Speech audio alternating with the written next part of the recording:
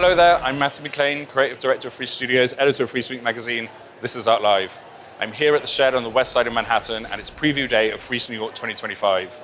Art lovers, collectors, curators from all over America and the world have come here today to see artworks from 65 galleries.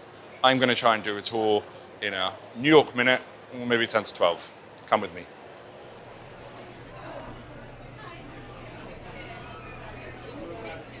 So when you enter the Shed, you're met with this rather surprising sight of shelves stacked with plants. There is UV lighting, there is sound, and it's all part of a project called Immortal Coil by the artist Asad Raza, who's here with me now. Hi, Asad. Hi. Can you tell me what was like the genesis of your thinking about this project, and what are you trying to do with it? So we selected 500 seedlings of the plant selection of the High Line, and then on Saturday we're going to give them to people, and we asked them to promise to take care of them. And then they walk the length of the High Line holding their seedling. At the end of the walk, they're free to take it home. What you're hearing if you come close to the shelves is the music that's being played to the plants all week until Saturday when we give them away. And just to be super clear about this, so I've got it right. So the music, it's not being played alongside the plants, it's to the plants. Yeah, that's why the speakers are pointed right down. We don't know what the effect will be on the plants, but our impulse or our intention is good. Interspecies collaboration can be like that. I felt very much like I was communicating with an octopus in the past, for instance, in the wild, while snorkeling. I mean, I talk to my cat all the time, so maybe I'm already on the same page as you. I think you are.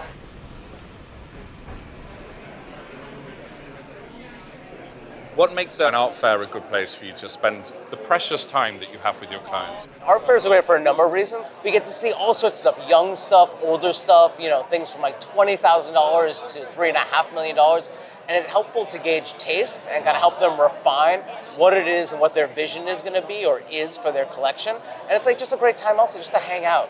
What do you think's hot? What's going on? What should we Well, I'm look not forward sure to? what's hot in terms of objects, but a sense of trying to find a path through a time of uncertainty.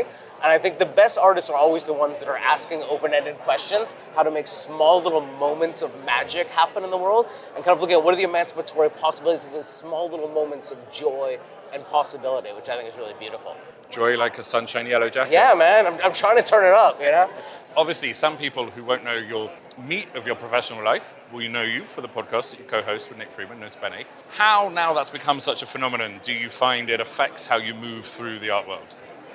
Dude, yeah. I mean, it's really funny where I have people coming up to me. For me, one of the great things about art is your ability to kind of change our perspective, to kind of create emancipatory possibilities, like I said.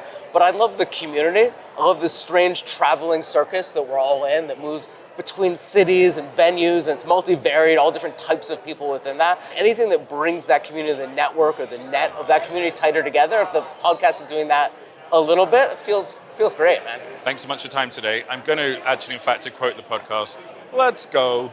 Notes Bene out.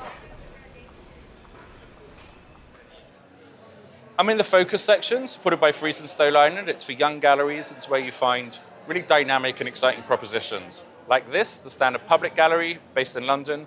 They pulled off the coup of showing this amazing installation by Danielle Brathwaite Shirley. Danielle's a British artist based in Berlin. Her work explores Black trans experience, but through the lens of video games. And it's really interesting to me because video games is where so many people go to escape real life, but she brings the struggles of real life into the world of video games. So this is an interactive installation.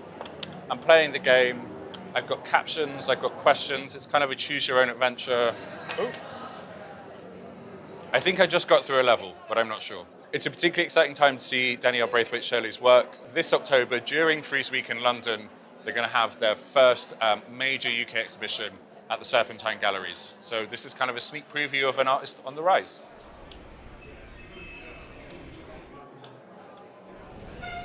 What brings you to New York this week, all the way from Aspen, Colorado?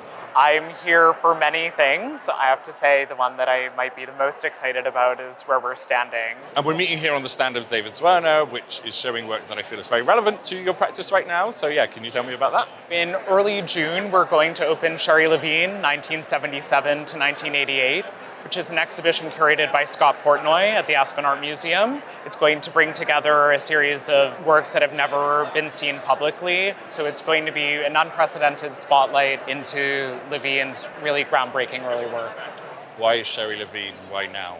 Levine was coming of age as an artist in a time that was particularly electric in American culture, in that artists and writers were in such close proximity, thinking through these ideas of ownership and authenticity and the ways in which we live with images. Levine's really turning her attention to the history of art. I remember as soon as I read the news, I thought this feels like an event. Oh yeah, unmissable.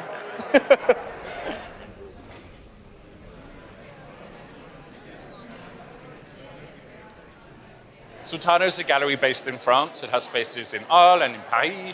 And for their presentation at Frieze New York, they're showing a selection of 4 of their artists' work. You can see these draped flag sculptures by Benoit Piron, who also made these beautiful bats on the wall. There were these lovely intimate panel paintings by Jean Carac. There is a sculpture by the British artist Jessie Darling, who won the Turner Prize. And there were also these conceptual works by P.Staff. I don't want to reduce all of these artists' works to one thing, but one thing that they do all have in common is an engagement with queer and trans politics. This moment in time in which we're seeing a pushback, a rollback of the progress made in queer and trans rights all over the world, there's something just very heartening about a gallery who's willing to platform, focus on, and advocate for artists who are queer and trans. It's an atmospheric weather system, contracting, to make space to contracting, and there is so much to want. That's a sound work by the artist P.Staff. It's a recording of them reading a poem, and you access it by dialing the number that's been written on this perspex. It's such an inventive way to think about how to present quite ephemeral sound pieces at the art fair, but give it a very physical presence. Hi, Grace. I was just thinking of the first and last time that we hung out together in New York was about 10 years ago. Do you remember this evening? 10 years ago, exactly. I remember it very well, yes. But now we're Iconic. back and grown-ups, and you're here, your first fair in New York with your Gallery Union Pacific. Yes. How has the day been so far? Really exciting, really buoyant, really fun, met loads of people. So yeah, we're super happy so far. Tell me about one work you're really excited to be sharing with the audiences here today. I think probably the Cohan I'll talk about, because it's a painting that was finished about 3 days ago. Wow, fresh in the studio. Came straight from the studio. She's an artist based in San Francisco. It's very much about now.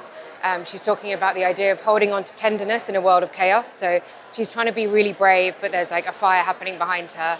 You know, there's so much fragility, there's so much human emotion in it. One thing I associate with your gallery and part of its energy is this kind of next generation. I wonder if you could say something about how you try to engage that sort of next generation collector audience. I mean, I think when we first started the gallery, we tried to show things that looked like they were the right thing to show. Very quickly, that doesn't work. You have to show things that like you actually want to buy. Then over a few years, that grows, that changes. But I always like there to be something in the gallery that's like a couple of £1,000s that like people who I know, my friends, other people I've worked with in other galleries, like we can all kind of access so that we're all a part of the journey. Like we can all kind of grow in it together. Otherwise, it's too inaccessible from the start. So Britta, as Global Head of Art and Culture at Deutsche Bank, one of the main areas of responsibility for you is the Deutsche Bank collection. Can you tell me, please, when did the Deutsche Bank collection begin to be assembled? In 1980, actually, in Germany, but then the first presentation was in New York, in the Midtown building. Come full circle. Yes, that's it. And how big a collection are we talking about? Can you give me a sense of the scale? It's on view in 500 locations in 40 countries worldwide. One part of our Artist of the Year program, for example, is to acquire works for the collection. Last year it was Rohini Divasha. This year we have Charmaine Poe. And the Deutsche Bank Lounge isn't the only place on the west side of New York this week where you can see works from the Deutsche Bank collection, because I understand there are some at the Whitney Museum. Yeah, we are very excited that we have loans in the exhibition by Christine Sung Kim.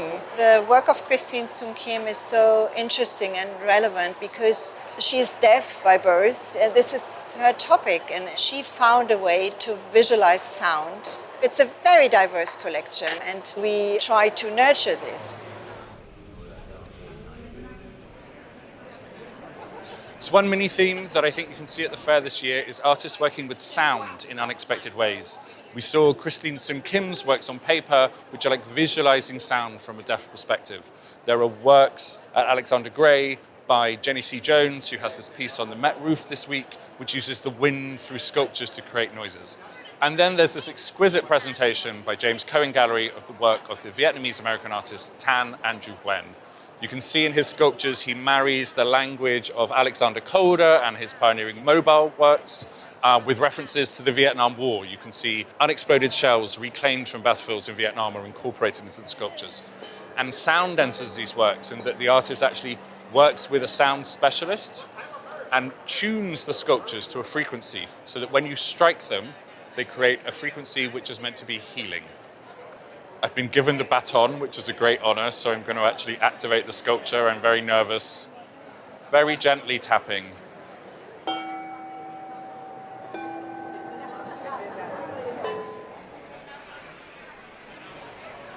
So there you go. 3 floors, 65 galleries, a plant giveaway, interactive games, a sonic sculpture. We've kind of seen it all today. Did we manage this tour in a New York minute? I'll let you be the judge of that. Thank you so much for joining us for Art Live, and I'll see you next time. My feet are killing me.